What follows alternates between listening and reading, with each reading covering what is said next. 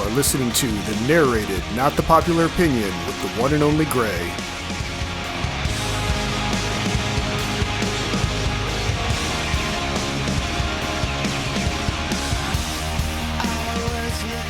Greetings, opinion nerds. It is I, the one they call Gray, and we're going to be piercing the veil of metaphor surrounding director Olivia Wilde's sophomore feature, Don't Worry, Darling, on this random act of opinion coming up right now. Now, let's face it, opinion nerds. Try as you might, it can be easy to get trapped in a metaphor.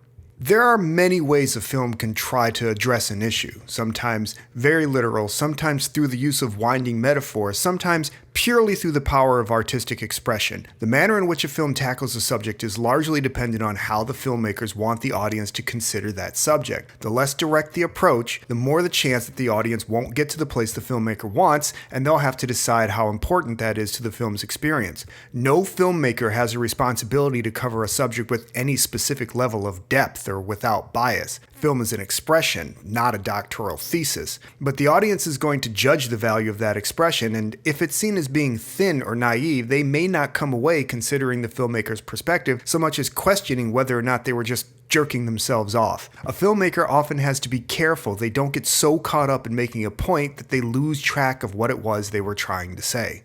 In Don't Worry, Darling, Jack and Alice are living the perfect 1950s life in Victory, a manufactured community built by the mysterious Frank where all their needs are taken care of and everyone gets everything they want. The women take care of the home and the children while the men go to work on a secret project no one will discuss. But there are cracks in this looking glass, and Alice is beginning to wonder what exactly is the price for the perfect life. Directed by Olivia Wilde from a screenplay by Katie Silberman, based on a screenplay by Corey Van Dyke and Shane Van Dyke, the film stars Florence Pugh, Harry Styles, Olivia Wilde, Gemma Chan, and Chris Pine. Now, don't worry, you're not going crazy. There are going to be some spoilers ahead. Director Olivia Wilde's debut film, Booksmart, was a clever, funny look at the pressures young women face in the world approached with an even directorial hand that hinted at a larger expressionist vision. An outspoken feminist, Wilde continues her look at the world from this perspective with Don't Worry, Darling, a psychological thriller easily read as a searing condemnation of post-war American values. As best as can be examined, the film's story is about a woman literally escaping a world built around the quintessential image of mid-century American patriarchal ideals. The film follows Alice, played by Florence Pugh, as she tries to understand what's happening to her in the secret project town of Victory, the wonderland where she and husband Jack, played by Harry Styles, have found themselves. The main thrust of the storytelling is the question of whether or not Alice is slowly succumbing to some unknown illness or mental breakdown, or if there really is something very wrong with the world of Victory itself. The effectiveness of this storytelling will come down to how skillful the director is at placing the audience into Alice's stylish pumps, as it were, and presenting the experience from her perspective. To this end, director Wilde brings techniques of so-called elevated horror which seek less to shock or frighten than to create a feeling of unease and discomfort, some of which comes from James Powell's score, but most of which springs from Pugh's provocative performance of Alice's slowly deteriorating condition.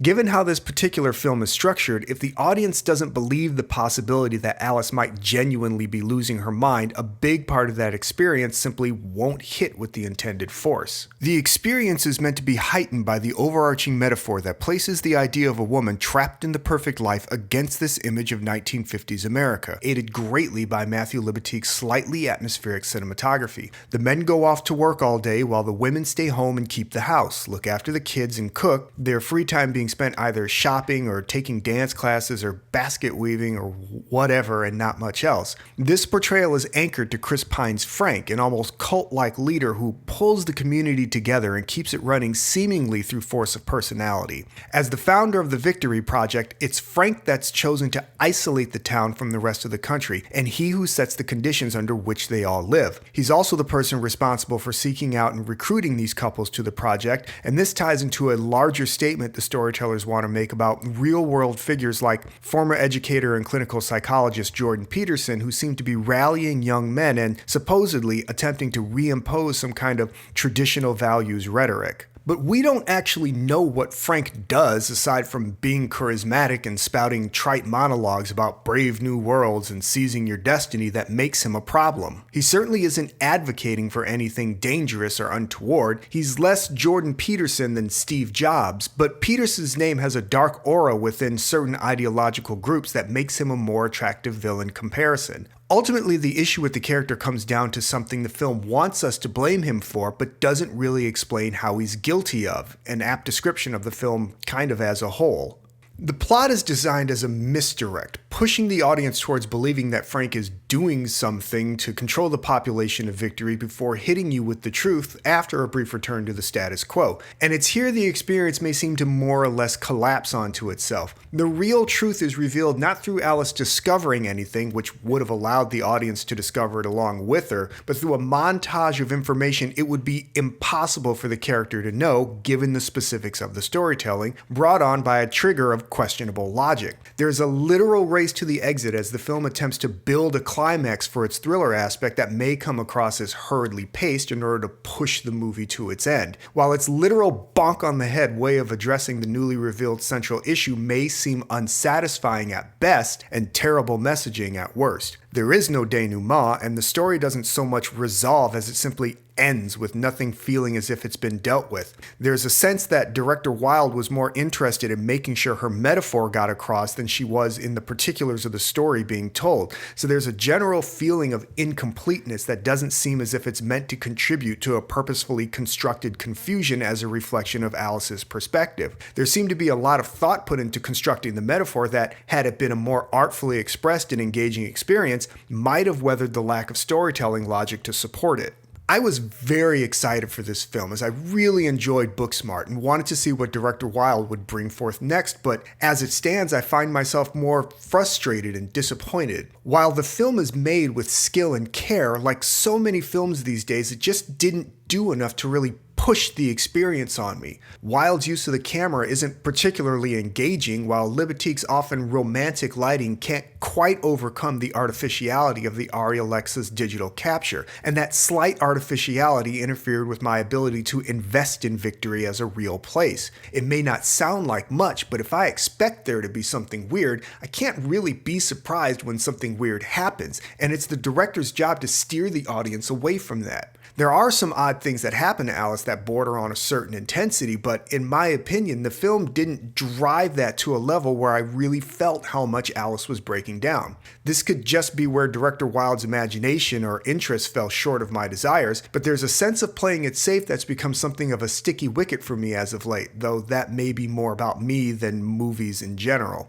I acknowledge the film does what it needs to do to communicate its story, but it just wasn't enough to have a real impact, at least not on me. So I'm left contemplating my frustrations more than evaluating the message, which has some problems of its own. I felt the vagueness around how Victory functions created questions about key aspects of the plot, including an incredibly important event that occurs in the first third of the film, as well as the finale. Alice and Frank are set up as these adversarial forces on opposite sides of an ideological divide, but I was disappointed that even after it's revealed that Alice's conflict is really with Jack, the movie continues to pursue the idea that Frank is the true villain while never creating or resolving confrontation between the two of them. The film wants to impress upon the audience that Frank is somehow a manipulative force of personality at the root of the situation, and Jack fell under his machinations during a time of great vulnerability. Frank's ultimate punishment is accompanied by its own confusing bit of storytelling. But it also needs to vilify and punish Jack for his part without considering that, at least on some level, he was a victim as well, as his intentions were anything but malicious.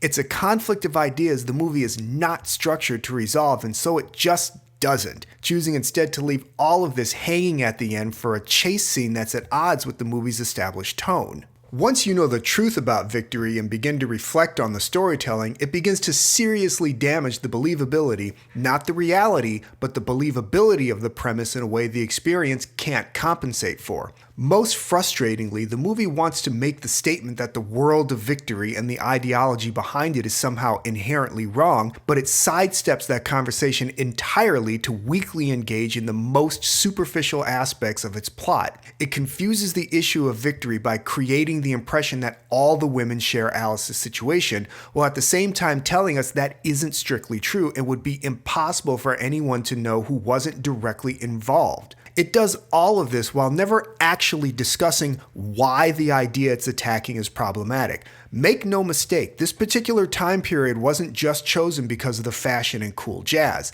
The filmmakers' use of the metaphor as a shorthand for their point only works if they assume everyone agrees with their perspective, meaning it only works if you agree with it because the storytellers don't put any work into making their case. If the film is truly tackling the patriarchy honestly, then it should be able to admit that men are a victim of it as well, and the only real way to beat it is by working together. Instead, it leaves the audience with the impression that all men are bastards, and that's just a message I find deeply, deeply disappointing.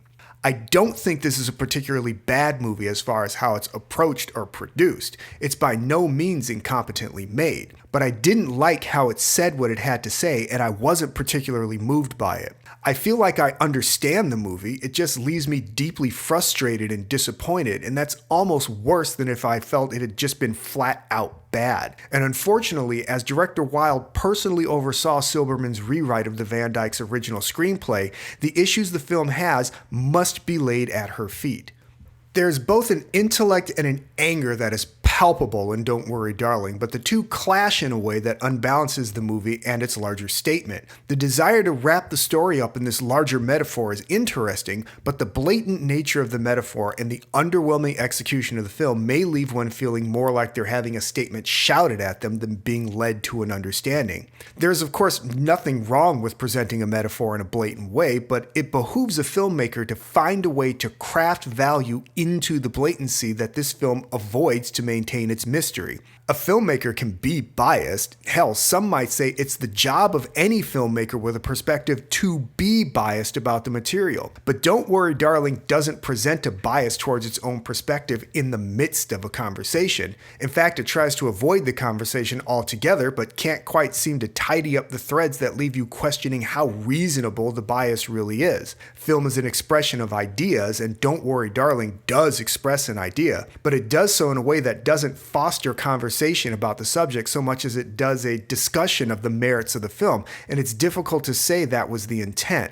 Wilde has talent, and I do hope she goes on to make great things, but like Alice, she seems more interested in getting off on the metaphor than embracing the larger conversation. But who am I to say? With my own perspective on the film as strong as Wilde's, maybe we're both just more interested in jerking ourselves off.